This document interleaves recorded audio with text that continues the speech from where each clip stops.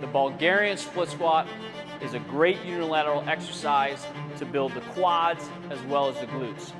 Now to do this exercise, you can use a Bulgarian split squat stand like this, or you can use a bench. The biggest thing with this while setting this up is we want to make sure that the height isn't too high, that it pulls your hip open too much.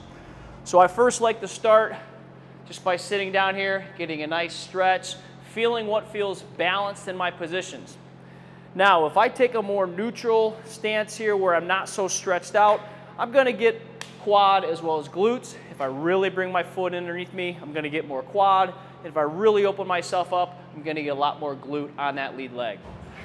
To do this, we're going to do it in the back squat position. So I'm going to step out of the rack. Same thing, high bar position, tight upper back. I want to step out. From here, I want to just simply put my foot on the pad, and then I'm going to descend, sit nice and low, loading up that front leg.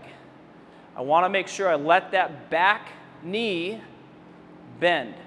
Some of the biggest issues we see in this, number one, is people will lean too far forward, or they'll go half reps, or they'll put too much pressure in this back leg and they're really fighting themselves. This leg's really not relaxed, so we want to be nice and smooth, get that depth. The great thing about this exercise is that it can be trained in the lower rep range, so that 3 to 5 or 5 to 10, and you don't need to use a ton of weight because you're only on one leg compared to your double leg squat. You can also train this in the 10 to 15 or even 15 to 25 rep range if you really want to build up a bunch of metabolites to get serious muscular growth in the quad and the glutes.